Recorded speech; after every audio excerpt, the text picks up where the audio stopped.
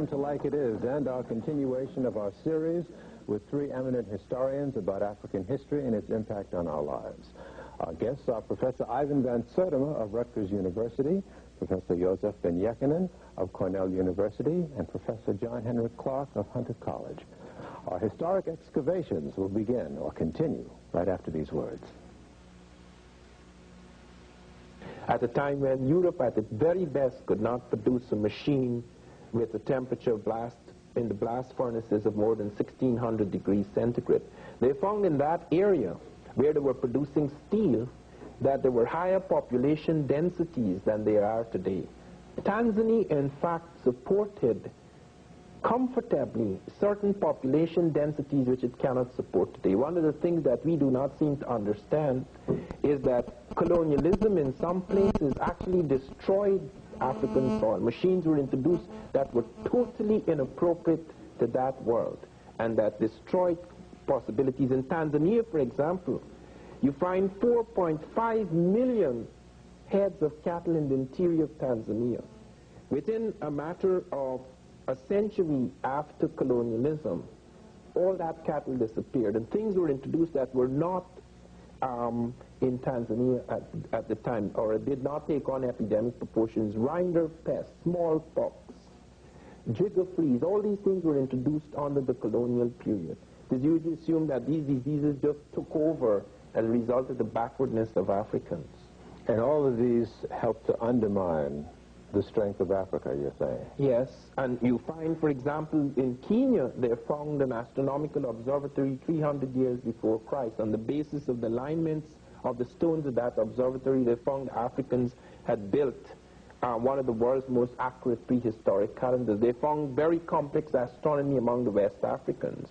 In the last program, for example, Professor Ben had been pointing out reasons for the decline and fall of the Egyptian civilization. One of the things that must be noted is that after that fall, Africa rose again in other places. That Mali Empire, for example, in the 13th and 14th centuries was quite extraordinary.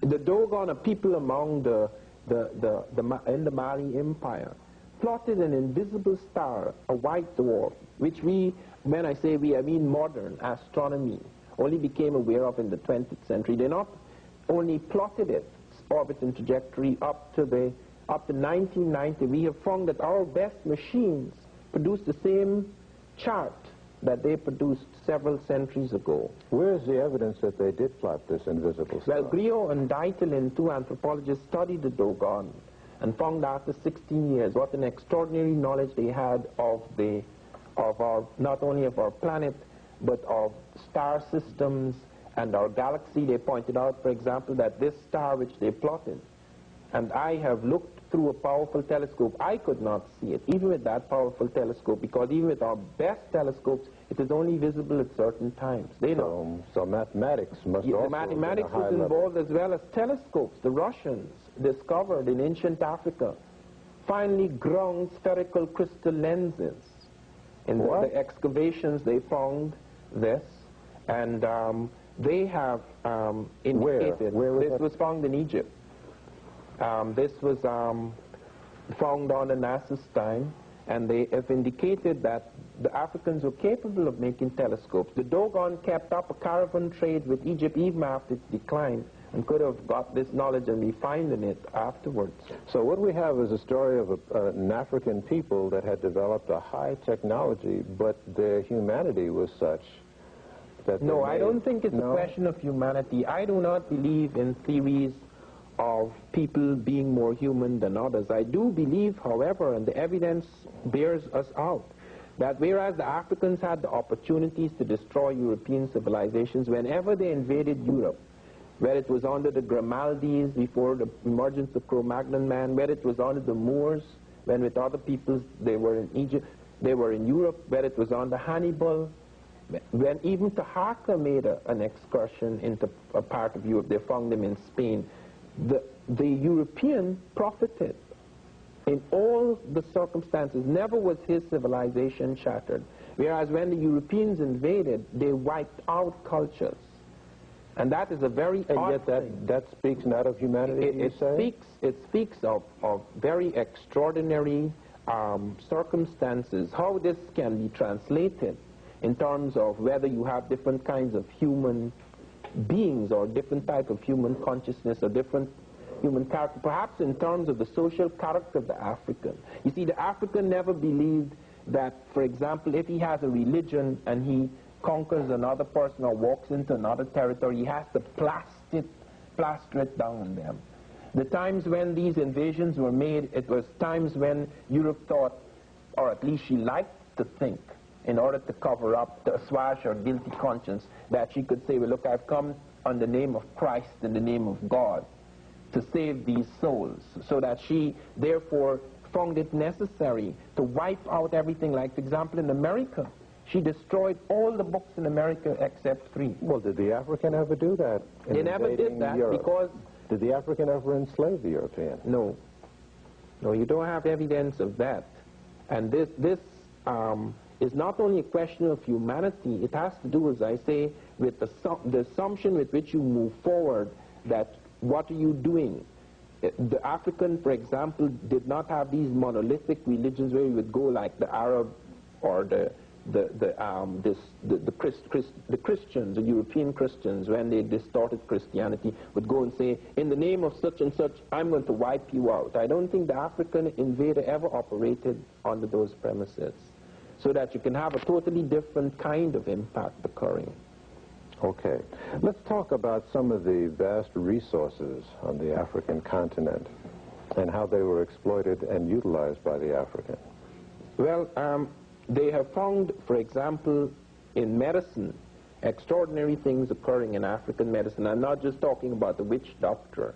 In the Edinburgh Journal, for example, they noted the Africans were the first in cesarean operations. They have a picture of it in my recent Journal of African Civilizations, that they had invented a vaccine for smallpox before the Europeans, that they were using tetracycline consciously before the Europeans, that they were the first people to have standardized medicinal doses in Egypt, a socialized medicine. I thought tetracycline was a relatively modern drug. No, 14 centuries ago, they have found Africans using the tetracycline. They found the yellow-green flash in their bones.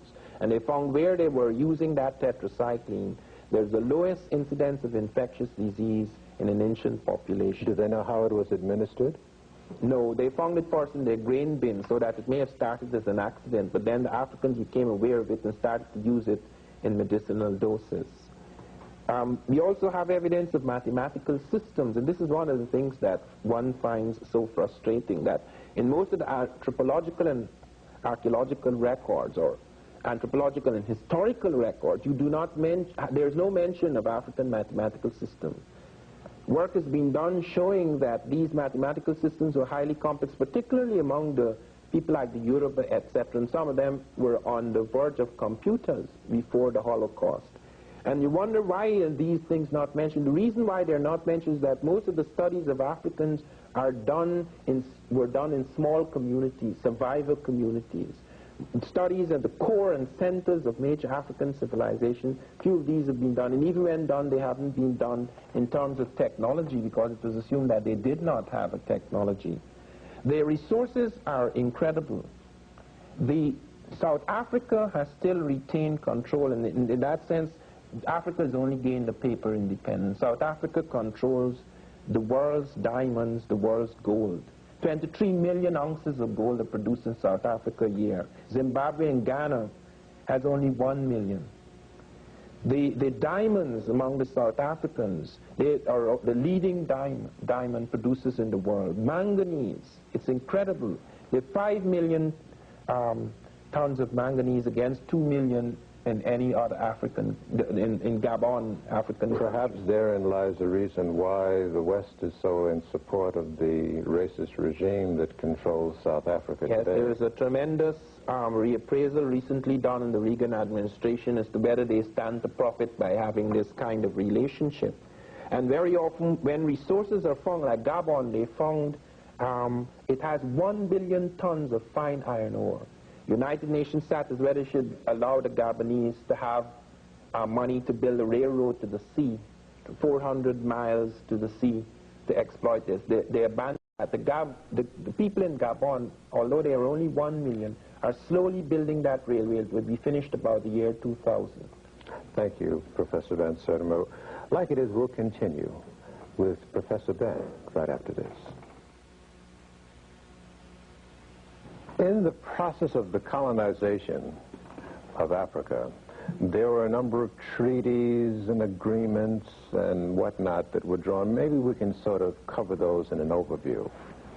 I think that if we examine the major source of these treaties, we will go to a 3-volume work by the official historian of Queen Victoria by the name of Edward Hertzlet. He wrote a 3-volume work called The Map of Africa by Treaties, under these treaties. It showed there where certain quote-unquote chiefs, because this is a European term, sign away lands by the mark of an X. The documents are written in either English, French, Dutch, depending on who the colonizer was. No indication that the African knew that language. There is nothing in any of these treaties that would indicate that the people of that African land attested to those signing in that the land belonged to the people, and none of the so-called chiefs could take away the land of the people and sell it or something. We had similar situations here in the United States, of what is now the United States of America, with the indigenous people. Treaties were formed between European and Europeans. The worst of such treaties was the one that gave away the entire portion of what was then called the Congo, later called Congo Free State, to Leopold of Belgium, with the approval of the United States of America, Great Britain, and the other 12 colonial powers of Europe. For example, you had such people as the Gould, the Vanderbilts, and others who were part of the Congo Free State. Is that the Berlin Conference you're talking about? The Berlin Conference came out of this. After this behavior, that they were given this, and at the time when the Europeans were grabbing the lands in Africa, starting in 1830, when France invaded Ceuta, the northern part of Africa there, that tip that closest to the Gibraltar, Germany was in a war with France fighting for Alsace-Lorraine. So that when the other colonial powers had taken land, Germany didn't get any yet. So the Germans came and started fighting the other Europeans to get some land of their own, and thus they were obliged to give Germany some territory, such as what is called Togo, which was German territory, Cameroon, and so forth. Germany then went all the way down to what is today called Southwest Africa, Namibia, and around the Horn up to what was then Tanganyika, was part of the German colonial empire. Most of that was taken away with the First World War. As a result of this, this conference was called because the Europeans were fighting among themselves for this rich African land. Kaiser Wilhelm and Otto von Bismarck called the conference in Germany, thus the Berlin Conference that it was called. The United States of America, Great Britain, and 12 European countries participated. The United States was represented at a later conference also called the Brussels Conference. That which was that treaty conference was one in which they now had given Leopold his land at the Berlin Conference. They started to encroach on Leopold because they found that they had given him what was thought to be the richest part of Africa at that time. Leopold then called a conference called the Brussels Conference. The United States was represented by this conference by a man by the name of Henry Terrell. The other one was Casson. Both of them carrying the title Minister Plenipotentiary and Ambassador Extraordinary. So that the United States were participating in the cutting up of Africa, in the colonization of Africa, yet in politics, in political science. We are told in the classroom America had nothing to do. Of course, America controlled Liberia up to this day, in spite of the latest revolution. That was the treaties made by the United States and France and England with respect to the American Colonization Society, which came out of the aegis of the Congress and the Senate of the United States. The role of Ulysses S. Grant in the Ballawar decision there. Even the United States President Grant took part in such negotiation and such treaty negotiations. So the determination of who got what share of Africa was made by non-Africans. There were no Africans at either the Berlin or the Brussels conferences. Not a single one. And at the time, you had independent African nations. You had Ethiopia, which became independent older than any other nation that you got in the world today. At that period of time, you still had you had Haiti, which had become independent in the 1800s. You had Liberia became independent in 1857.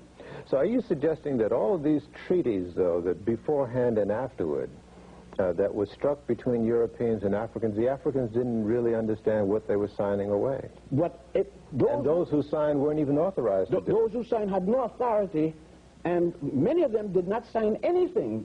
They had people on paper who did not exist. And they drew boundary lines according to the river, the flow of the river, according to the lake, and then they made such things. They even had tigers in Africa shown on the map, and tiger is not an indigenous animal to the African continent. Were the definitions of the countries of Africa as we know them now drawn out of these conferences? Every one of the countries that you have in Africa now, without exception, the jigsaw puzzle for lines, boundaries, were established at the Berlin Conference and the Brussels Conference with only minor changes as wars when out of the Berlin Conference and the Brussels Conference. Then came the First World War, and out of that, the documents of that was adopted by the League of Nations. The League of Nations made their own conditions with the treaties they made between Italy.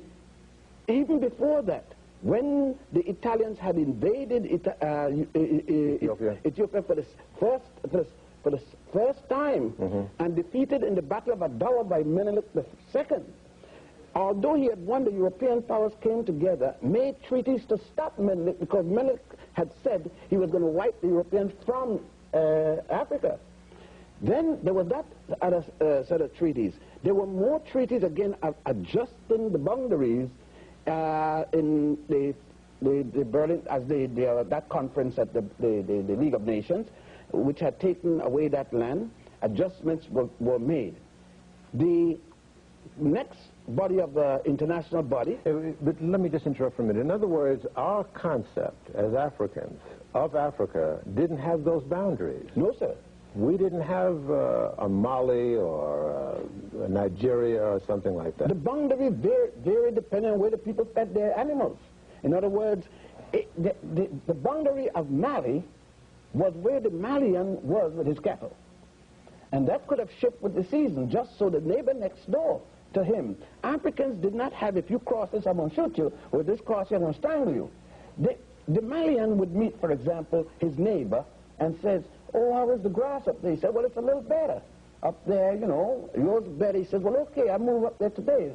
Well, let us all go up, and the two other families will talk, and they'll go up. And that's where the boundary of that next nation will be. This land is mine kind of concept. This is European. European established the land boundary situation. Fences and things of that so nature that were alien? started among the Europeans. Land boundaries shifted among African people. You didn't have this say, well, if you cross here, we're going to shoot you. And all this kind of thing. It was it's just like surnames. It's that same process it brings to mind of what the European brought to this land, the United States, treaties with the Native American. That meant nothing. All these so-called treaties, did the indigenous people read the language? Do they know what they were signing when they did sign that X, if they in fact signed the X? How many of them knew in Louisiana that in French? How many spoke French? And the men knew what was written down there. If I tell you something that you're signing, but you can't read the language, what I told you could be quite different than what you signed, is there. that little X. And what identification there is about an X that you could identify tomorrow that's your X and not my X, even if I signed it. And this is not something that we're saying that happened in the past. It is happening today.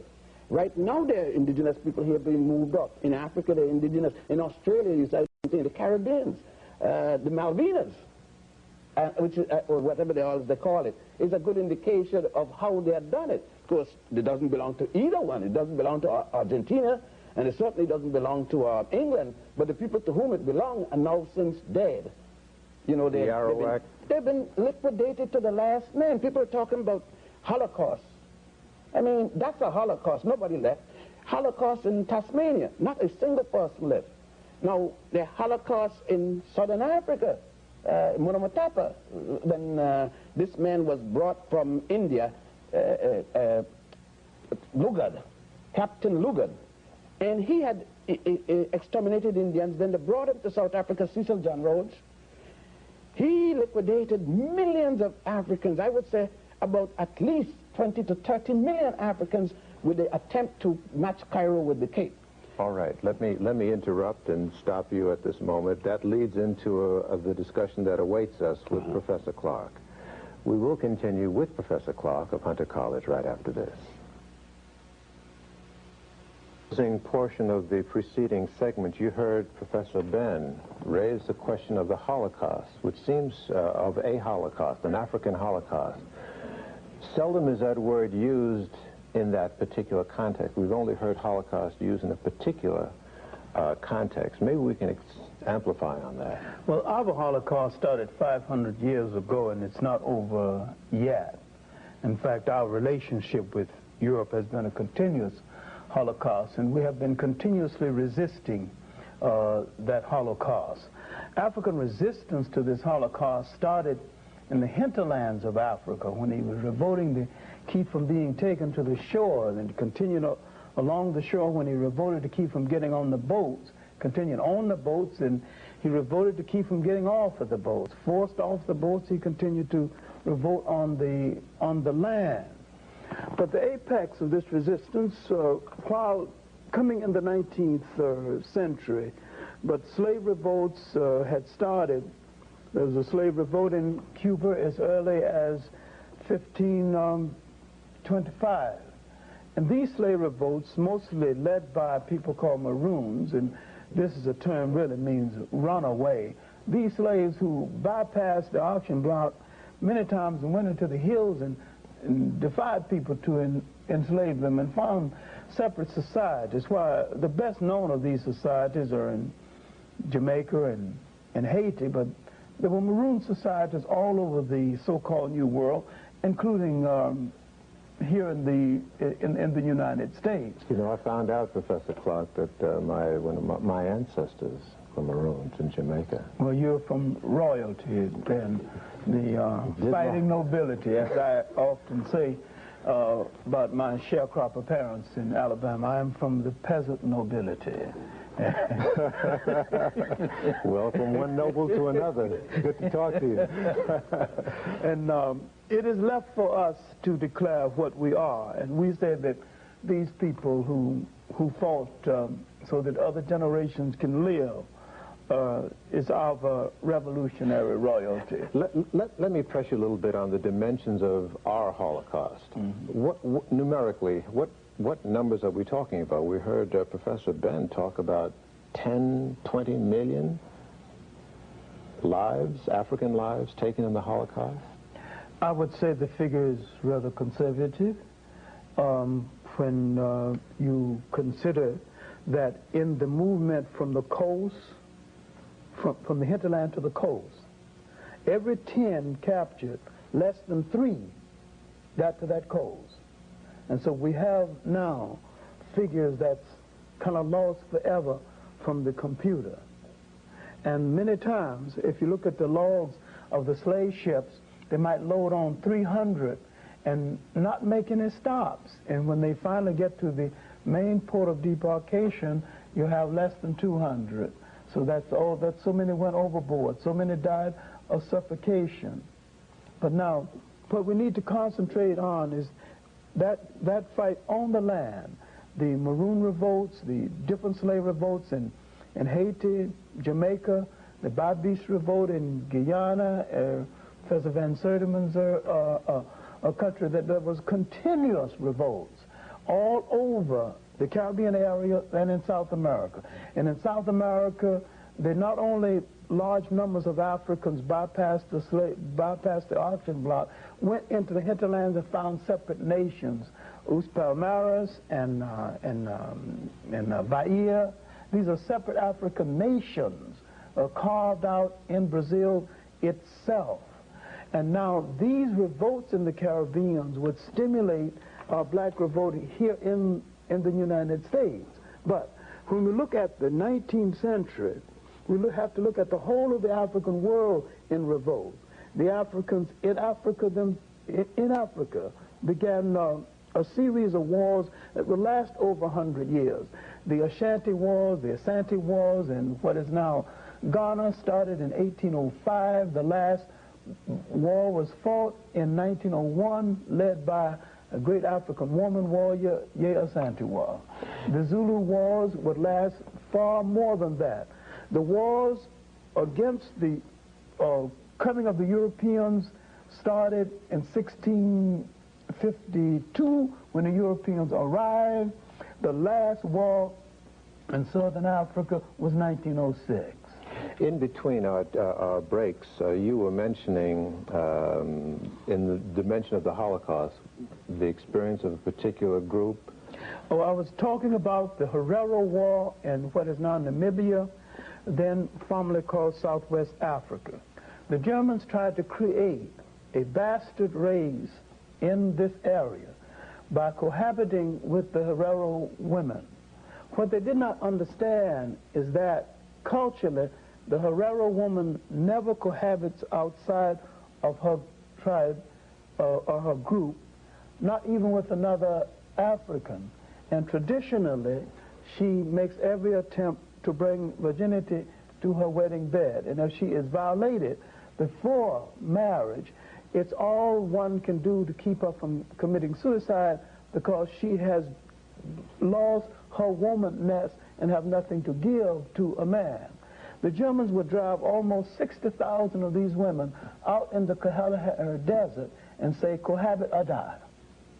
And an old king, Mandume, called the Mambas and the Hereros and all the different groups together and said that, in essence, if we let this happen to our women, we are no longer men.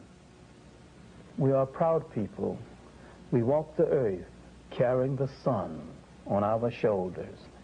And if this happens to our women without our rescuing them, we are no longer men. We will have to take off the trousers and take care of the children and milk the cows and bring in the bread. And our women will no longer respect us as men. He took about 300,000 people into this war. He lost a third of them, but he rescued those women. It was the honor of that people. And I never forget his beautiful words that if we fail in this mission, we will have to put down the sun from our shoulders and the world will be in darkness. Because we are men, we light up the world. Does it therefore follow that across the continent of Africa, there were coalitions of African people who organized militantly to resist this encroachment called slavery? Not only that, but came together a little better then than they're doing right now, incidentally or sadly. In the Sudan, there were wars stimulated by Islam, led by a man called Muhammad Ahmad, the Mahdi, the holy man, holy man. These wars were lasted from about 1860 to the death of the Mahdi in 1885. Then another Mahdi took over, Khalifa Abdul Hayya, and he was defeated by Kitchener. When he was defeated after 11 years of the independence, this war was reported by a young British reporter named Winston Churchill, and his book on it is called The River War. And he said that, he boasted of killing 50,000 people one evening. See, when we talk about our Holocaust, I guess people should talk about Holocaust the way we talk about fish stories. Those who caught the biggest fish do the most talking, and that means we would have to talk forever, because our casualties would exceed 100 million people, far exceed 100 million people. No people in the history of the world ever sustained such a loss and stayed alive. On that note, we'll break and continue with a collective examination in continuance of our history after this.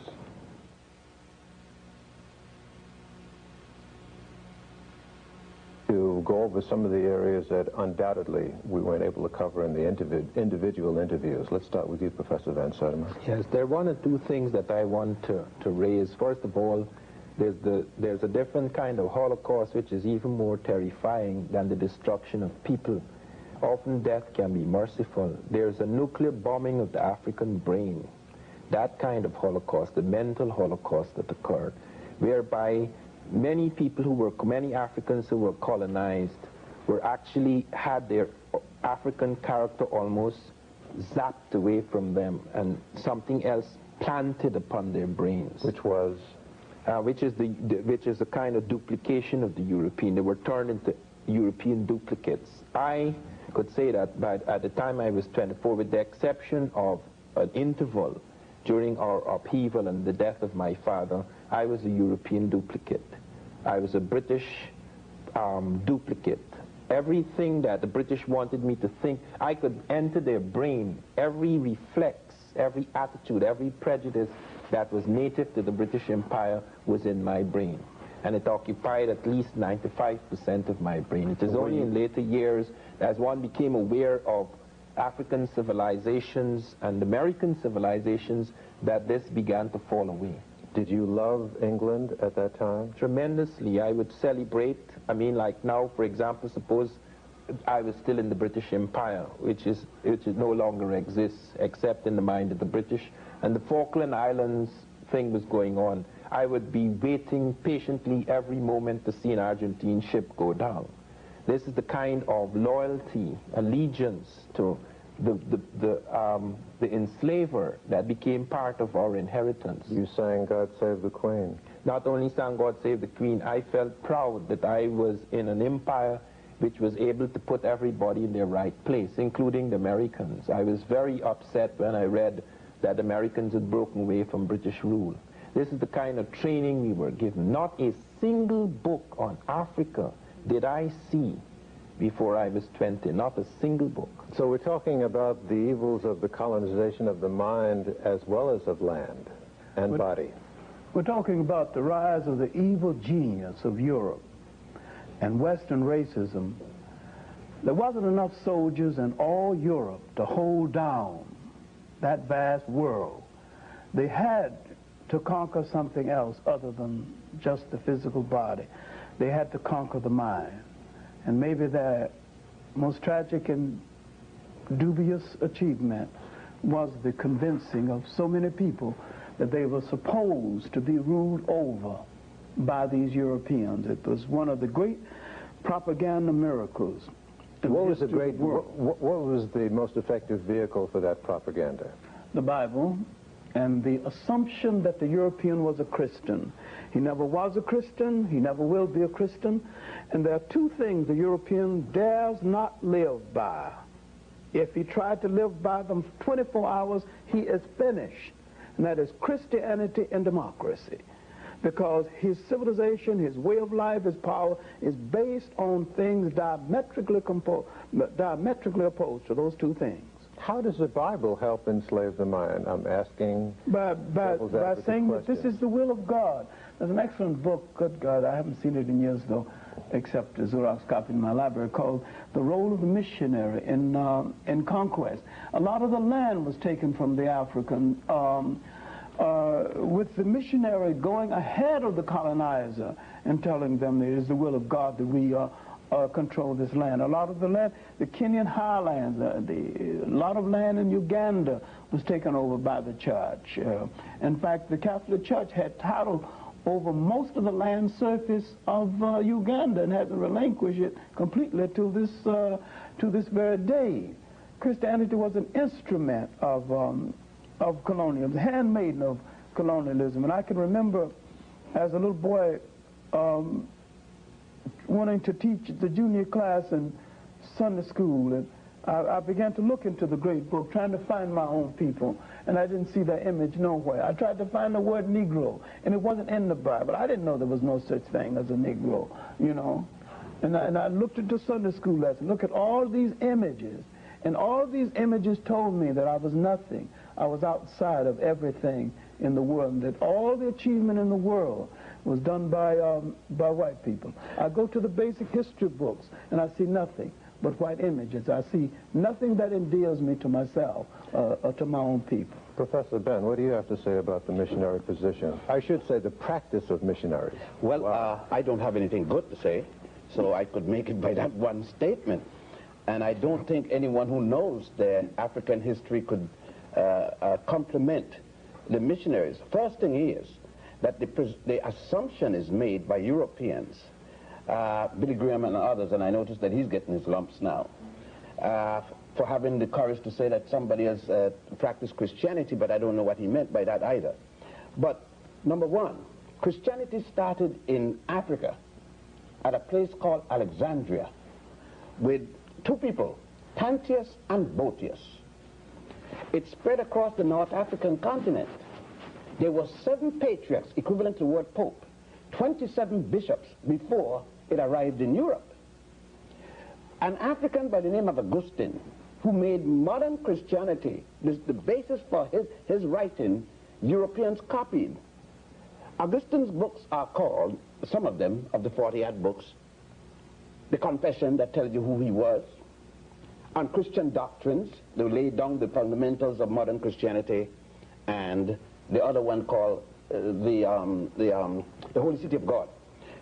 It is not only the Bible, the Christian Bible, however.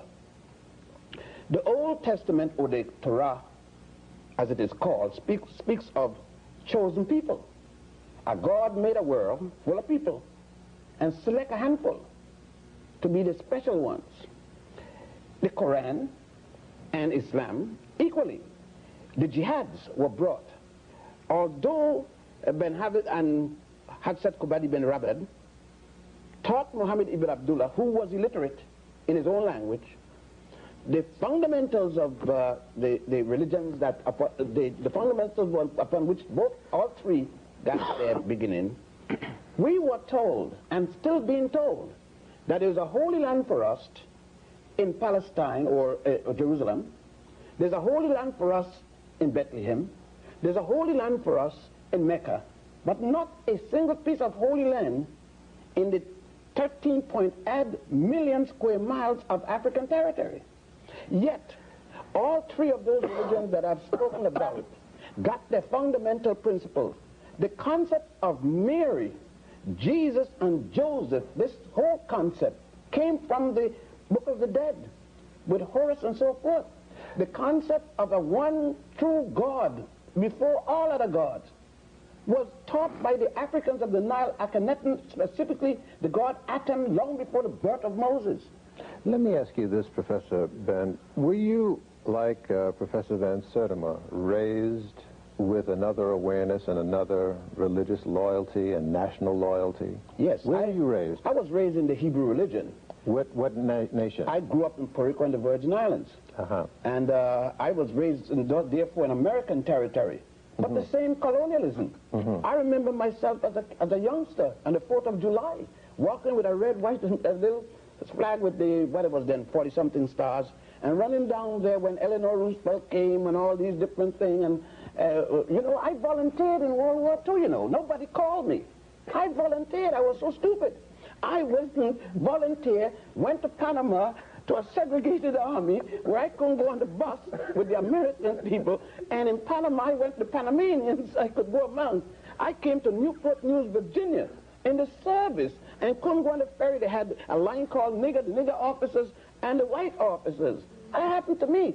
And do you know, it was a German soldier that I was guarding, officer, that asked me, nigger, he says, exact word he said to me, nigger officer, do you know that when this is over, I'm coming to America and be your boss?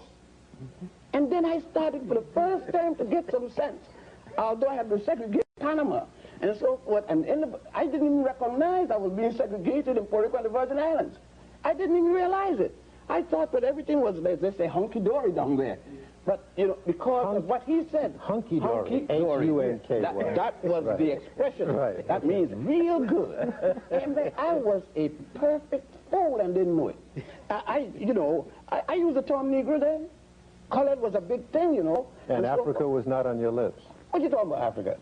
Man, Africa is what Tarzan and Jane was, and, you know, the Humphrey Bogart. I used to go to see John Wayne and Tom Mix and Ronnie Reagan and all of them shooting up the indigenous people. And I used to say, hey, there's a savage coming. Shoot them, Tom Mix. And then with the African, I'd say, oh, look at them savage. Tarzan is coming. And I'm hoping for Tarzan. And Tarzan hollering, Ungawa. And one thing, I didn't know that Ungawa means doo-doo. Because every time Tarzan said Ungawa, and when I found out that Ungawa meant doo-doo, I said, Ungawa Tarzan. I used to have fun then. But you wouldn't believe that this person, because what I know wasn't taught to me in school, I look back and sometimes and say, how in the world did I come this far from where I was? It's all the miracles. That's a miracle. Tell me about your upbringing, John. No, I had suspicion from the beginning. When I couldn't find my people in the good book, and my great grandmother had told me that this was the book of God, this was the word of God. But where were you raised? I was raised born in Union Springs, Alabama, raised in Columbus, Georgia, near Fort Benning, and I made my living partly as a caddy. Used to caddy for a major who later became a general and later became president of the United States. Dwight D. Eisenhower. He was a lost cause then, too. Be that as it may, but growing up in a predominantly Baptist environment and becoming very curious about the Bible, I began to suspect very early. How early? That, 10 and 12, that I did not belong to any people who were inferior to anybody. Mm-hmm. So then about 1930... But in your schooling up to then, though, wasn't the reverse implied? The reverse was implied, but I can say with great conviction, I never completely accepted it. Or were you going to a black school and were you getting... I was going to a black school where the teachers would sneak in black history. They could sneak it into mathematics. They could sneak it into anything. But it was in the 5th grade that I ran into a great teacher, Evelina Taylor, who was a deity to me to this day, when she saw me cutting the food and trying to get accepted by playing the fool, and she called me aside and closed the door and read the riot act and told me that I'll never let you be less than your best self. You are going to get it. Gentlemen, it's obvious that we can't unveil the whole story of our history and experience in these 2 hours or 3. But maybe you can just sort of say some things to our viewers, especially young people, who are in need of some academic shaping and direction. I suspect you would all agree. What would your prescriptions to them be? Gil, let me say it this way, and I don't support system. But I think that one of the things we have to learn, in order for me, or I hope I'm speaking for two gentlemen, and this is for parents, our parents, you can't fight the teacher and learn. There's a discipline in study, and we have to learn. The damage has been done to us and still being done, but we ourselves got to take this. With all the bad things that are going in the classroom, and I went through it, you got to be able to count, you got to be able to write, you know what I mean? You got to know science. You got to be able to equate and evaluate. And you can't fight the teacher doing it. Parents can't come down to fight the teacher. Bad teacher, get them out of the neighborhood. We have to go through the principle of educating ourselves. And our parents got to do it. I'm sure your parents did it and other parents did it. There is a discipline we got to go back to. And I said that the basic thing we have to do is to stop letting the damage, which he's talking about, to continue by saying, I'm not going to the classroom because they're going to say this. You don't have, when you go to the classroom, you're going to have racism. Don't care where you go, you're going to find racism in the system. The system is racist. But you've got to get in there to count, you know what I mean, to learn to read and so forth. So that you've got to get that bad with the good. And lastly, don't care what degree you get in or no degree. Most of us think that degrees make us something.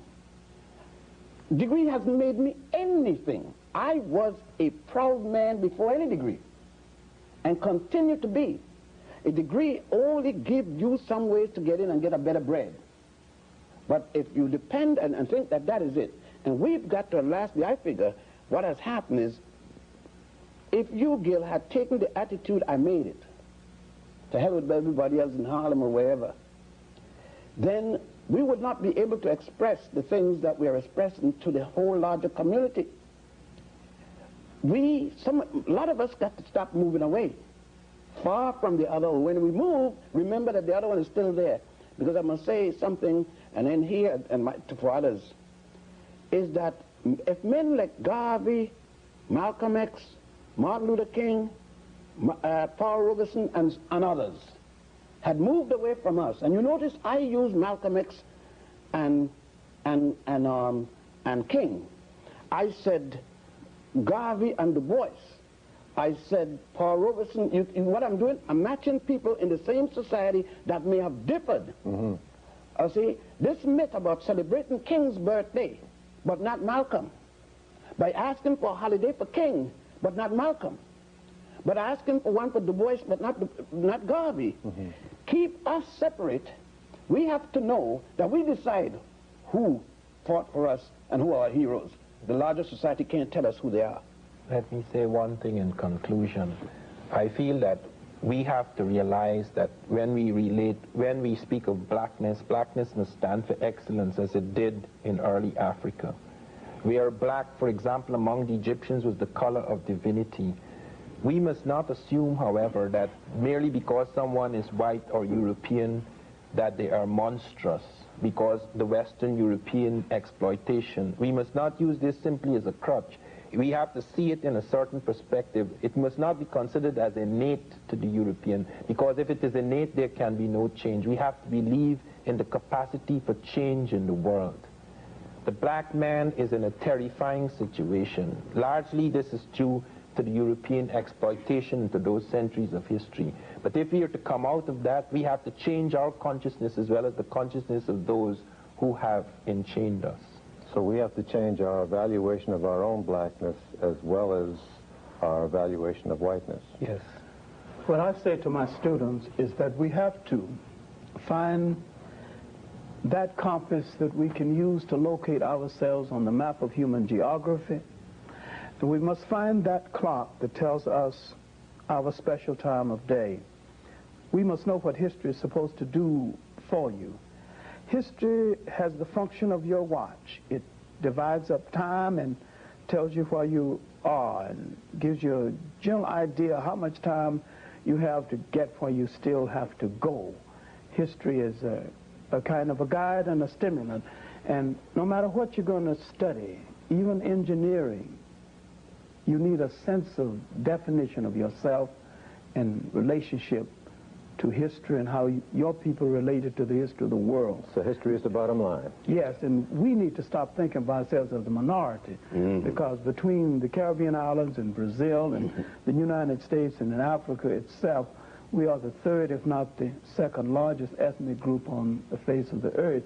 And we've got a piece of geography over there, maybe 13 million square miles, that's ours. And when I say ours, I don't mean north, south, I mean all of it. That's right. Every blade of grass, every grain of sand, and that's the inheritance of our children and their children still to come. And we don't have to go to any Bible to make any claim, because our claim is all prevailing, and the map of that continent is stamped on most of our faces. Let's go to our bibliography list, full screen, and for our viewers. Kelty and In the Matter of Color by A. Leon Higginbottom, Jr. Professor Clarke recommends you read How Europe Underdeveloped Africa by Walter Rodney, Stolen Legacy by George G.M. James. And Professor Van Sertima recommends you read his Journal of African Civilizations, Volumes 1, 2, and 3, and African Counts by Claudia Zaslavsky.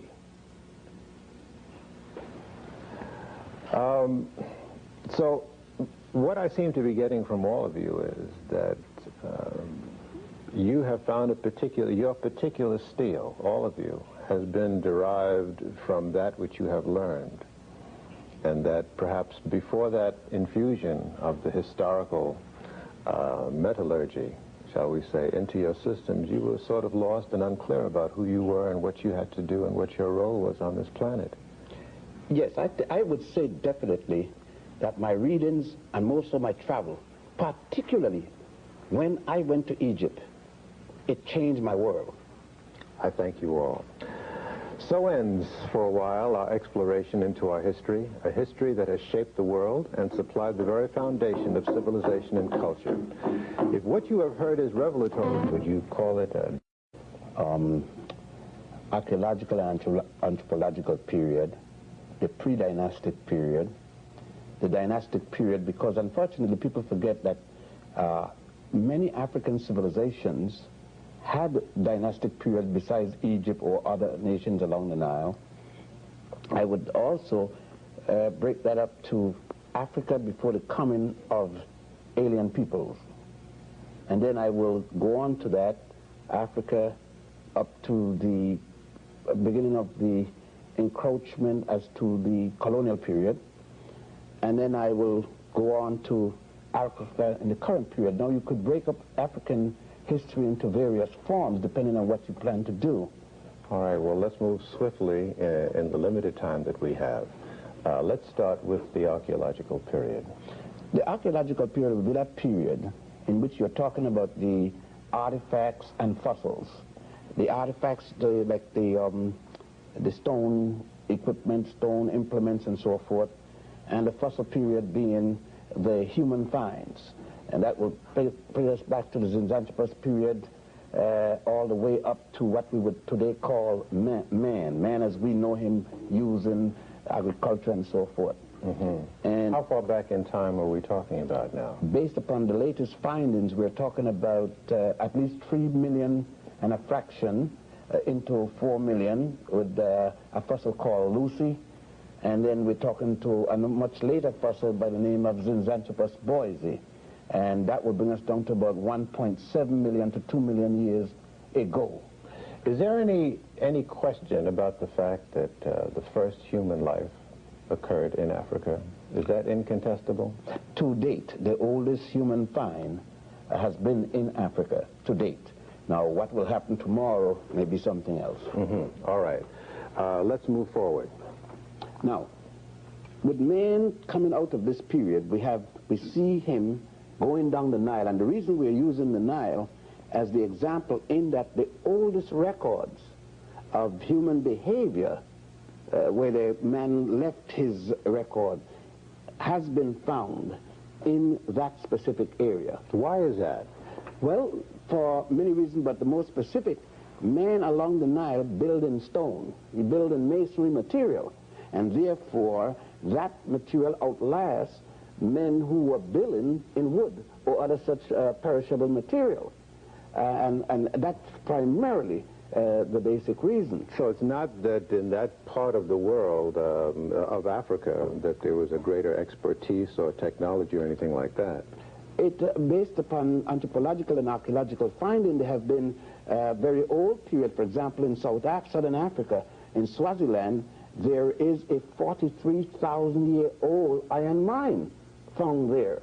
So that would indicate we're talking about 43,000 years, meaning that since we're dealing with historical record, it matches most of the things that we find along the line, and most specifically in Egypt, where we go back to the Sibyllian period. Mm-hmm. The Sibyllian, the first and second period in Egypt will be about 125,000 BC. back to 300,000 BC. The second period would be 125,000 to 25,000. So in between here, that mine was being used, meaning then that the Africans in the southernmost tip of Africa, otherwise then called Monomotapa, the earliest name when the Europeans came, it was called that, were involved and engaged in iron mining at a time when it wasn't so done in Egypt, because the civilization or high cultures traveled down to Egypt from the central part of Africa, and every archaeological evidence show that it equally traveled down from the central part of Africa to the other tip, the southern tip. So the civilization seemed to have started around the major lakes. Why do the features of the Egyptian, as we see on the stones and whatnot, seem to differ so much from our classic impression of African features? Well, because what has happened is that most of the Egyptians you see in textbooks are the Egyptian pharaohs at the time when Asians or Africans had invaded Egypt, and their people stood on the throne. So that when we say the word pharaoh, a pharaoh could have been one who had come from Asia, like the case of the Hyksos, or from Persia or something like that in the case of the Persian. Or later, it could have been one of the conquerors who had come from Greece or from Rome. Now, the ancient African pharaohs, they seldom show you, if ever, and more so, there is a myth that all Africans have thick lips like myself or heavy nose. There are tremendous amount, millions upon millions of Africans who have pointed features. So that the image of a pharaoh with what is called a Western type or pointed or aquiline nose doesn't mean that that person wasn't an African equally. So, and many of the likenesses of those with African features were destroyed by European invaders? European and Asian invaders, but more specifically European invaders. Or when the nose didn't look the way that they thought it should look, the nose suddenly got broken.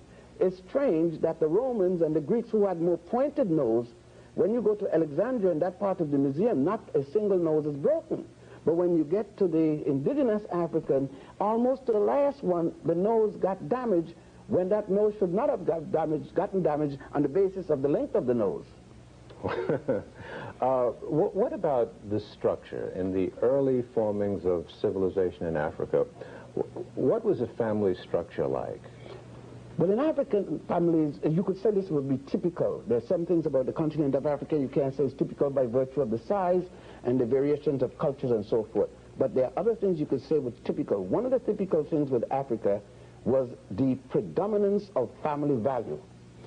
And you would say that the matriarch society, the society in which one inherits from one mother, was more dominant than the patrilineal society. That doesn't mean, however, that the women ran the society, but that the source of the society, the source of the family, was of the woman. That, for example, the ancient Egyptians made it very clear that for the pharaoh to inherit legally the throne, he had to get it through a woman. Many a times pharaohs would then marry their daughter. Doesn't mean that they had sex relation with their daughter, but they had that legal entanglement which was necessary. In West Africa, we saw the same thing. Was the woman's name passed on in marriage, or unlike what we know, the man's name has to predominate? Well, you didn't, because then since you didn't have family names. You know, this thing about, it started in Germany with, most of the early cultures didn't have family names. The Germans are one of the first to invent this family name business. In West Africa, you see the same thing. The Ashantis, the king inherited his title from the queen mother. I see. You see here, you've got it from one end of the continent to the other end of the continent, showing the commonality of culture. Then there was a second thing that involved there, is the interrelationship of family, clan, and village. That the individual, there was no African individual as such. Like we would say in the States, I'm an individual, I'm doing my thing. You couldn't be that type of individual. And that put me to the mind of saying something classical here, is that the myth that prostitution started from the first man and the first woman. I don't know which first man and first woman they're talking about. It's obviously not Africans. Because the African society made it so that there couldn't even be a single woman. You couldn't have a single woman living by herself. all people were attached to family. If a woman became widowed, she either went back to her own family or to her husband's family. You were always attached to someone. Therefore, most of African society started in a communal basis. One was related to one's family, immediate family, then to the clan, then to the village, then to the state. So that each individual had a combination of families one was attached to. Is that why there's not much in recorded history about disciplinary problems with the children? Sure, you can't have a disciplinary problem when all adults is over the juvenile. An adult doesn't necessarily mean 21 as against 2 or 3. Adult could be 3 as against 5, 3-year-old as against 5. It means that you bound to respect the older person than yourself. So that if a family had 10 children, the first child would be the one relating directly to the family. From that first child on, that child will be then carrying down the order, and very rarely the mother or father has to do any of the disciplining.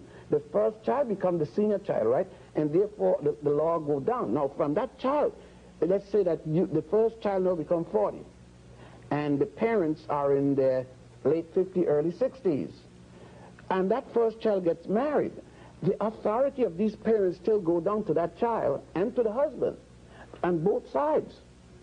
And it was this kind of continuity that was the basis of the great civilization that came out of our experience in Africa. Yes, that is what was destroyed with the coming of the European and the Asian, that they destroyed, so that the decentralization of the African family and the strength of the African culture that we see now destroyed so much that in Africa we see them imitating everything, and here and the Caribbeans and elsewhere started to be destroyed at that point. And it is at that point that we ought to stop. And when we come back after this break, Professor John Henrik Clarke will pick up about that destruction process. Stay with us.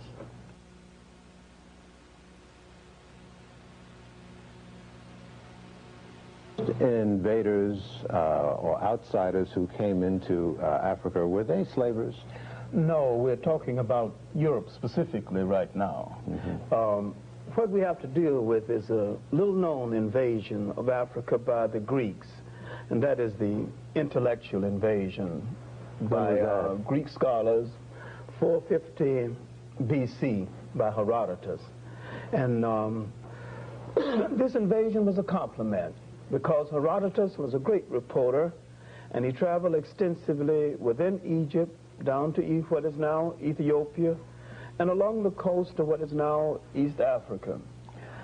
Egypt, Kush, these nations had been invaded by one Asian after another for state. He described the colors of the people, the customs of the people, and he was such a good reporter, when the Africans told him something he didn't believe, he said so. Is it fair to call them invaders then? It seems like they were nonviolent. No, this was Greek curiosity that would be the preface to the invaders later on.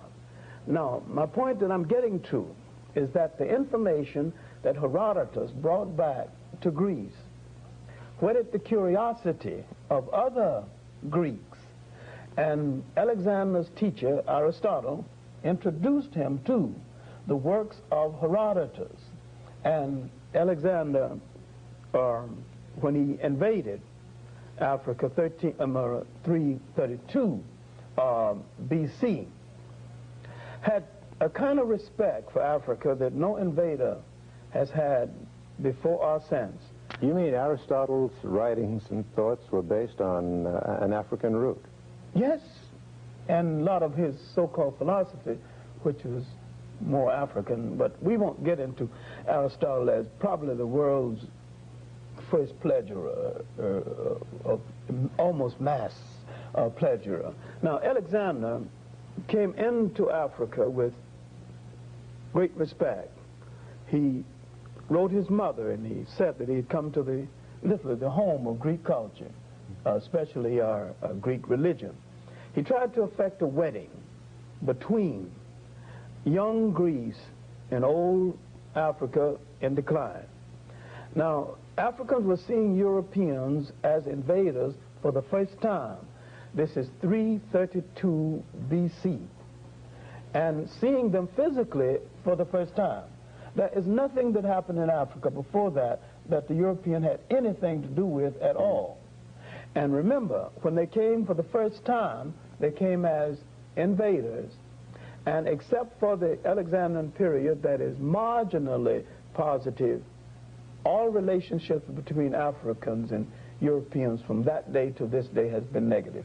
All right, let's talk about that second intrusion or invasion. Now, the intrusion that would be aggressive would be the Punic Wars. Hannibal's father warned him of those people across that water and told him in essence, you got to take the battle to them before they bring it to you. Now, Hannibal was cautiously trying to guard that front door of Africa from arising a hungry Roman people. Now, the Carthaginians had good relationship with the people of Sicily. And the people of Sicily did not want to join the other Romans in a fight against Carthage. But Rome wanted the trade in the Mediterranean. They didn't want to share it. They wanted all of it. And a jealousy grew among them about the city of Carthage to the point that they greeted each other in the morning and added, Carthage must be destroyed. They opened the Senate and added, Carthage must be destroyed. They said good night to each other. They said, Carthage must be destroyed. Yes, Roman citizen, Carthage must be destroyed. And so when Hannibal got a wind of that kind of a thought process, he took the battle to them before they could bring it to him. And for a generation, that old lion held Europe at bay and saved Africa from European aggression. Finally, betrayed by two Africans, Scipio Africanus and Maecenaeus, he knew that they had not protected his right flank or his left flank, and that Roman army was coming down on him. Then he told his steward, send me the wine. And he took some dependable African poison. But there's much more to this life than that. This was probably the finest physical soldier the world has yet to know. He never asked his men to do anything that he wouldn't do. With the demise of Hannibal, what happened? That's when the invasion... With the demise of Hannibal, the Romans came aggressively, destroyed the city of Carthage brick by brick, and this was the beginning of European aggression in Africa and European aggression in the rest of the world. And I maintain that the total relationship of Europe to non-European people from that day till the present day has been negative, and that they have done the world through their invasions more harm than good.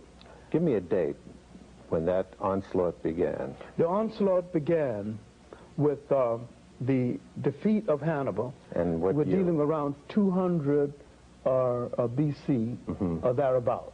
All right. Now, and with the defeat of Hannibal and the establishment of the Romans in North Africa, Rome now had a breadbasket for its future empire. If it wasn't for the agriculture of North Africa, there would have been no Roman Empire, because they would have had no means of feeding that vast army and their own population. Let's talk about the rationale, the mental process that went into the whole rationale for enslaving a people. Where did the Europeans come up with that concept? Or was that an original idea? No, it wasn't an original idea, but the European introduced a kind of slavery that had never existed in the world before. Including the Arabs? Yeah, well, the Arabs, that's a later day introduction of slavery, and they're not to be gotten off of the hook, but it has no direct relationship to the period that we're dealing with right now. All right. Where did that rationale come from? It came from the mind of the European. And if you read some of the early writings of Aristotle, Aristotle was really the first person to do a philosophical essay on race and a kind of a justification for the aggression of Europe still to come. To say that there are certain people endowed by certain traits, you know, to rule over other people. Most of the so-called Greek philosophers believed in slavery and had slaves. But when they came under the influence of the teachings in Africa, they were in serious trouble. This is why Socrates had to be put to death, and why he wouldn't even he wouldn't recant. Now, what we have to hurry and do is to establish the fact that this first European aggression, and mind you, I'm letting Alexander off the hook for my own reasons, and I'm putting the aggression solidly on the heads and hands of the Romans. But this first aggression gave Europe the means of feeding itself and to expand for the first time beyond its shores and sustain itself. Was profit the motive for slavery? Profit was the motive for slavery and a form of colonialism. Now, profit and bread. See, capitalism in the present sense didn't exist then, although the profit motive was a part of man's psychological makeup. But the justification for the Romans' being was that they were endowed by certain traits, in spite of the fact that once they destroyed Carthage, they could not even build it back the same way, because they didn't have those master architects that the Carthaginians had. Now, Rome would sustain itself in this part of the world, and Roman taxation ultimately would force the Africans and the Asians to question old gods and look for new gods. This questioning, this wondering whether their gods had deserted them, would make them look into their folklore, their literature, and bring forth the beginnings, the formal beginnings of a religion that we might later know as Christianity. Not that the religion was new, but that particular formation of the ideas of the religion was new. All right, let's pause here, Professor Clarke, and we'll continue with the African presence in the so-called New World right after this.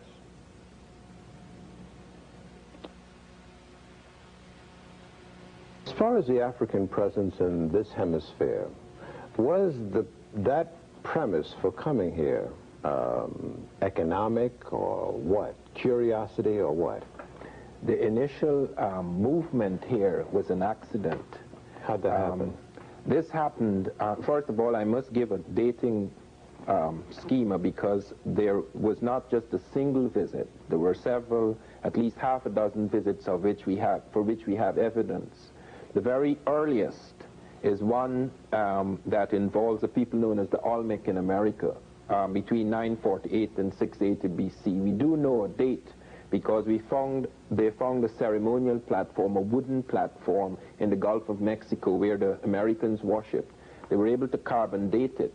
They found 4 of a dozen stone heads with African features rooted in the wood of this carbon dated platform, and they were able to give it a dating of 814 plus or minus 134 BC. Now that is a very interesting date indeed, because that is a time when something very unusual was happening in the old world in Africa. A war was going on, both a hot and cold war, which lasted a very long time, between the powers of Asia under the Assyrians and the Egypto-Nubians. I say Egypto-Nubian because Nubia and Egypt were linked in that period, very strongly linked in fact, because the Nubians had, from about the 22nd dynasty, they were involved with Libyan powers in Middle Egypt, and then they moved up and took control of Egypt from the Mediterranean right down to Khartoum and beyond.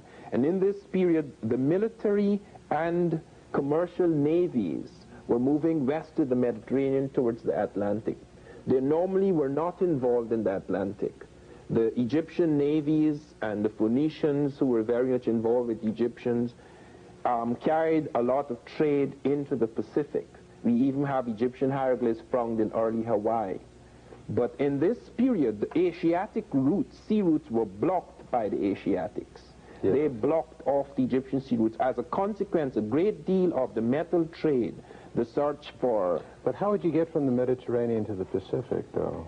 No, they had the Red Sea and other routes and they went into the Indian Ocean and various things. Oh, I see. Okay, so they had trading, Egypt had trading in other parts of the world, but in this particular period, while they had trade in the Western Mediterranean, this particular period became tremendously intensified. We even have evidence around 800 BC of Phoenician ships up in near the British Isles. They're trading in tin. Tin was critical to Egypt because that was the Bronze Age, and tin and copper were critical to the making of bronze. And you have a lot of movement in that area west of the Mediterranean.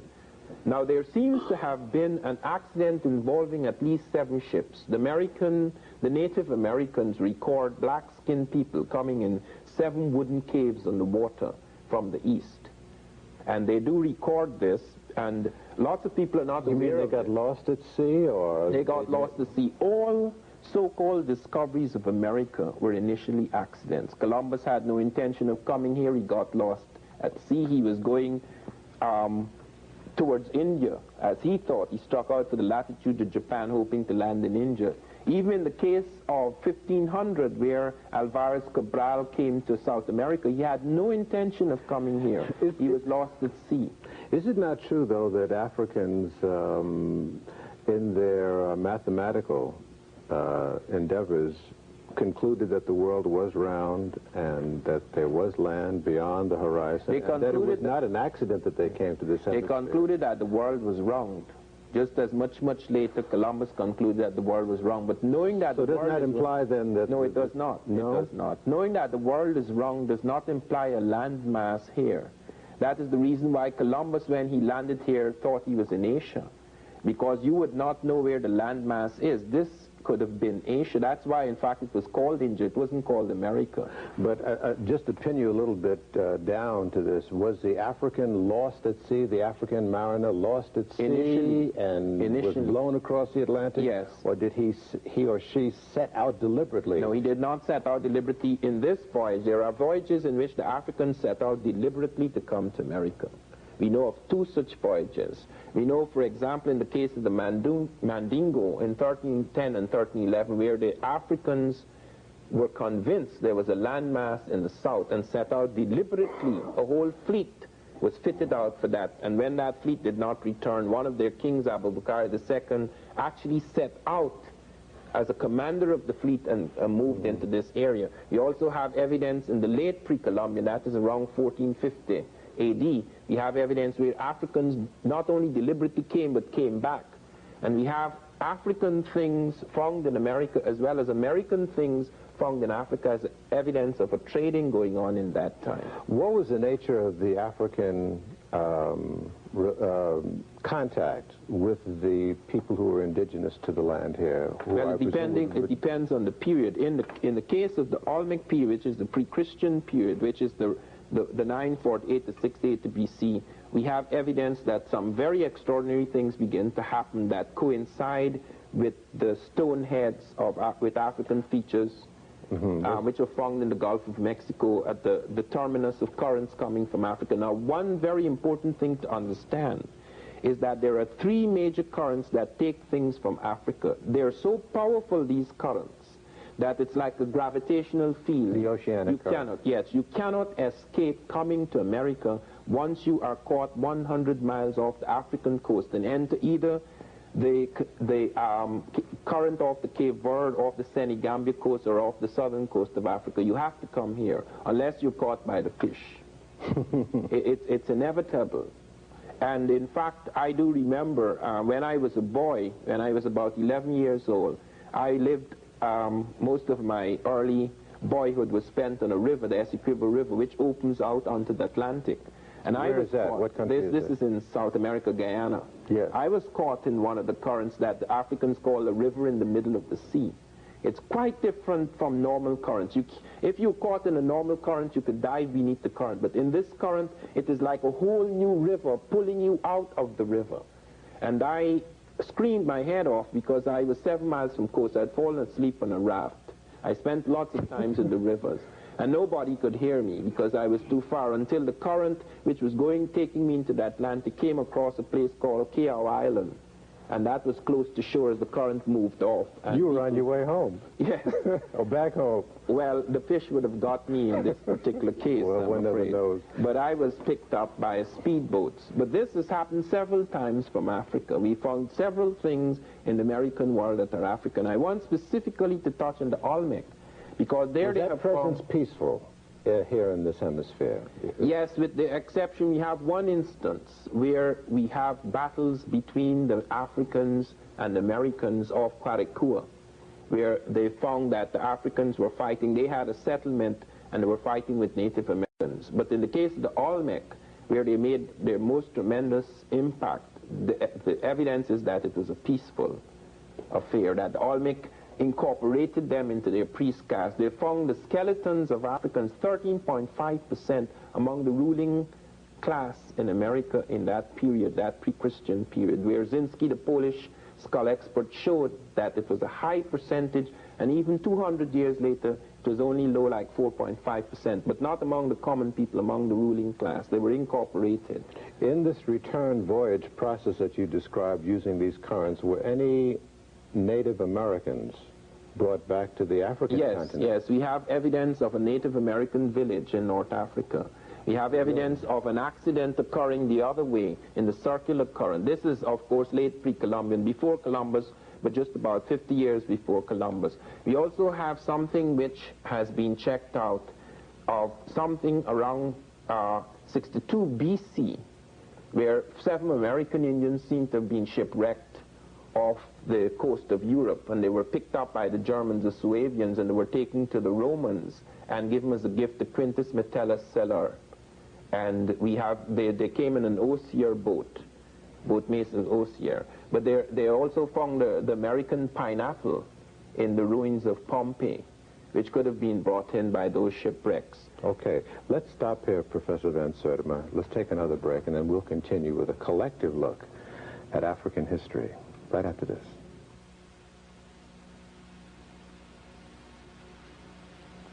Frustrated because I thought we were going to be giving ourselves a lot of time, but 2 hours is nothing. We haven't covered a lot of ground. Let's go one by one to some areas that you still feel are hanging by the individual segments that we've covered. Professor Clarke? I like to go back to that first European presence in Africa and what happened to it. The European, especially the Roman, tax collection and exploitation forced the Africans, part of the Asians too, to pull from their history and their folklore and their, a new religion. This was the formal religion that the Europeans would distort later on and called Christianity. And as this religion got underway, the Romans did not take it too seriously. They didn't expect much to come out of it, and after a while they began to entertain themselves on Saturday evenings by killing Christians, and that the Romans literally killed Christians for almost 150 years before strategically and for political reasons they adopted this this religion. And because it had become very popular among the Europeans of that day. But something else had happened, because the European has a paranoia about being ruled by other people. When he adopted the religion, then the European declared war on the African Christians for control of the church. Now the fight was for control, and when they formalized it at the conference at Nicaea, about 325 A.D., when they formalized the religion, when that degenerate Constantine adopted the religion and made it the official religion of the Roman Empire, he did this for political reasons, and it was been for political reasons ever since then. Why you call him a degenerate?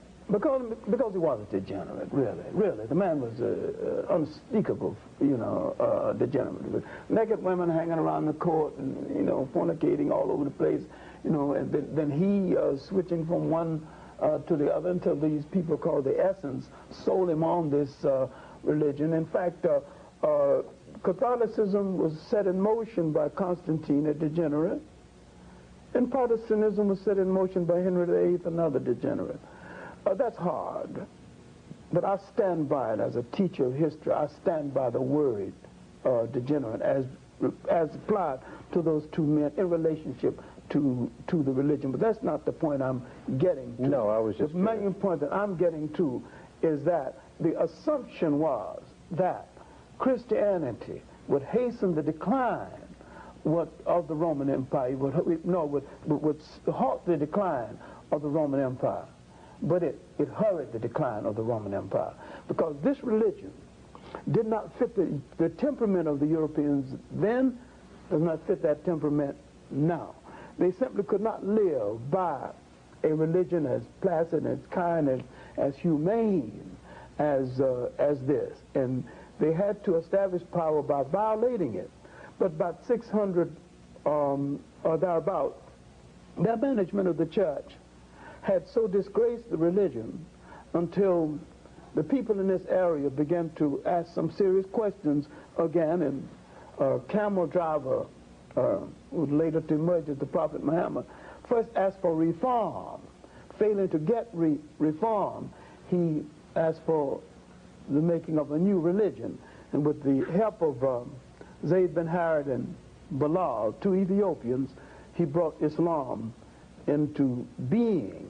And Islam, as a military force, pushed the Europeans back into Europe, and they would not emerge until the 15th and the 16th century as a power threat to the rest of the world again.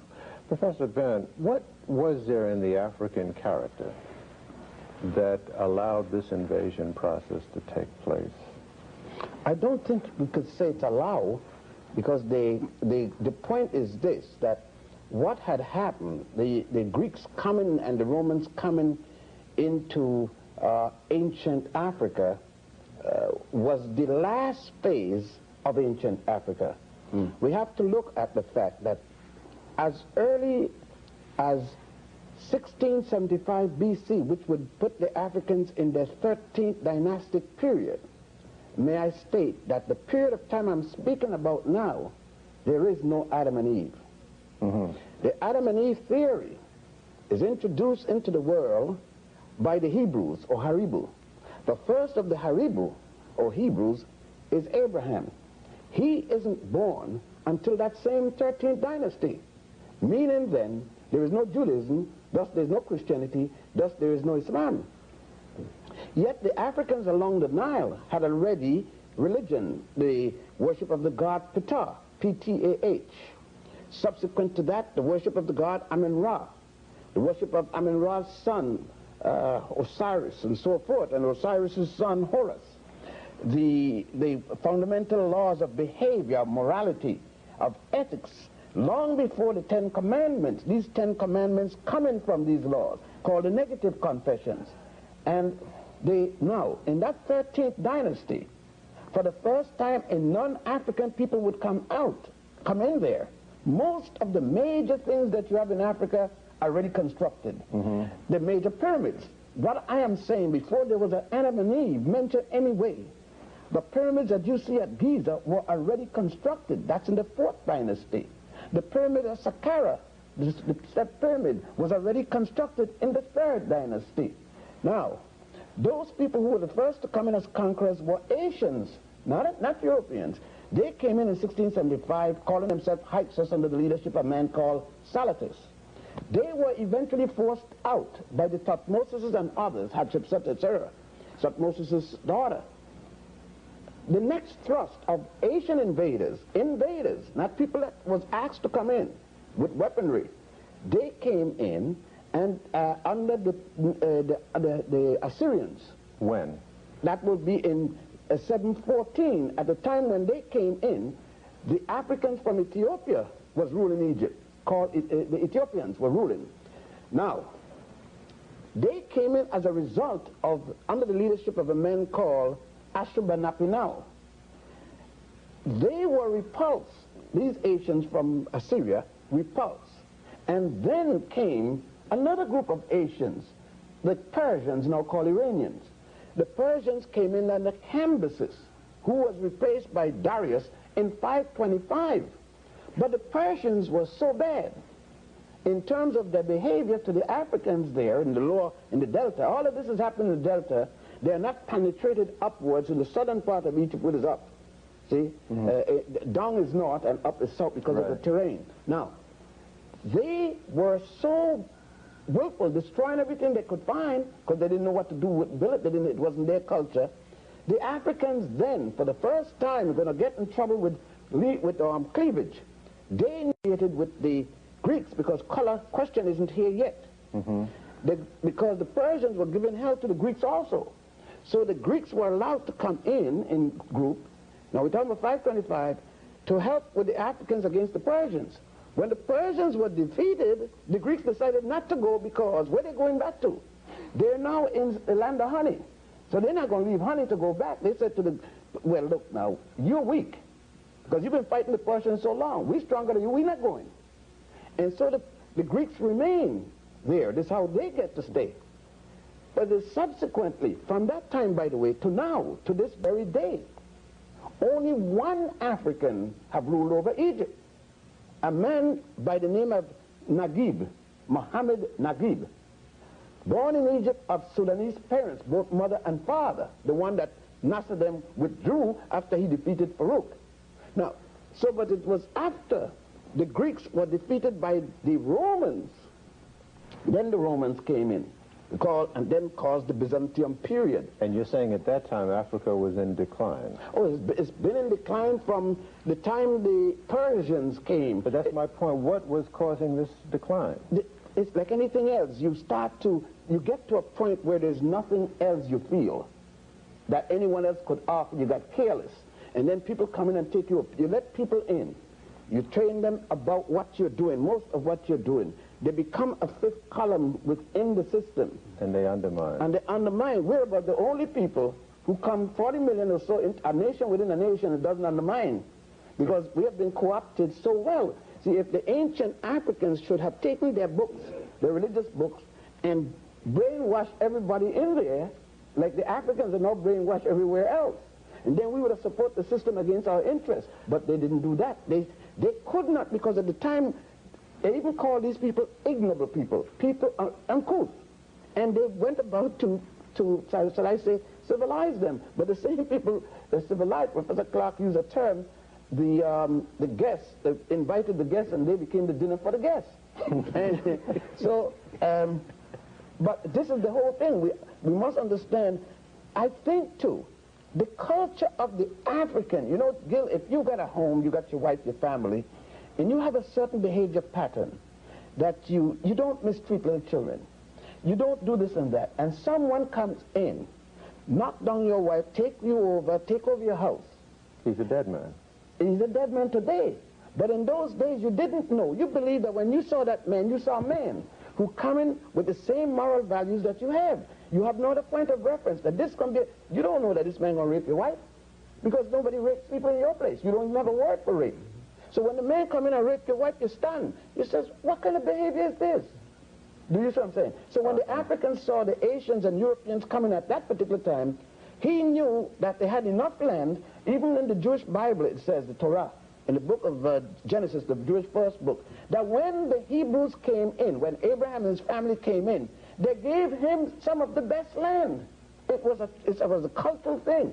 The same thing happened when Henry, the so-called navigator from Portugal, came in West Africa. They gave him land.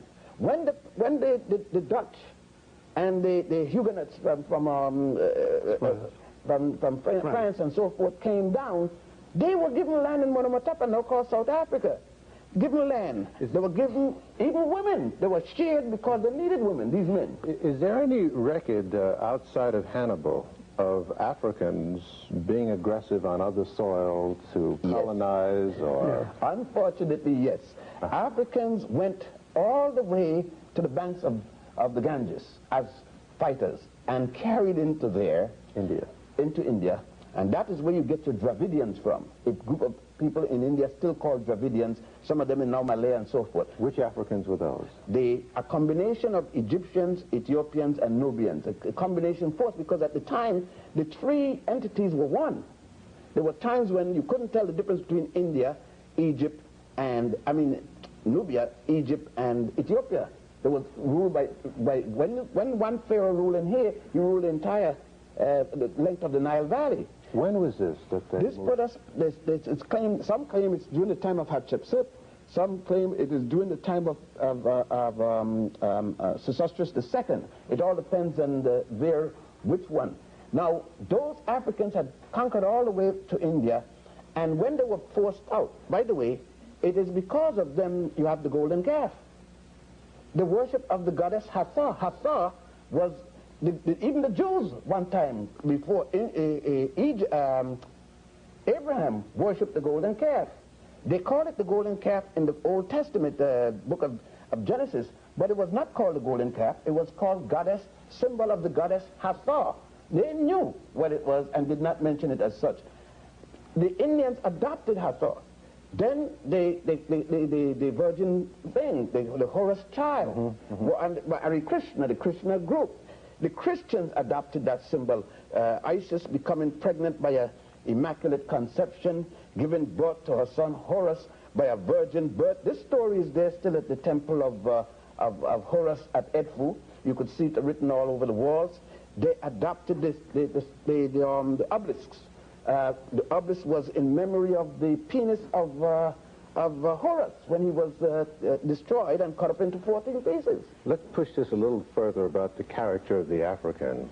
Professor Van Sertima, you mentioned that there were wars, some wars that took place between Africans and Native Americans in early history. Well, I wouldn't define them as wars. There was, in the situation that I particularly mentioned of Kwarekua, there you have a settlement that was encroaching from that Kwarekua into parts of the Native American territory, and therefore a clash occurred.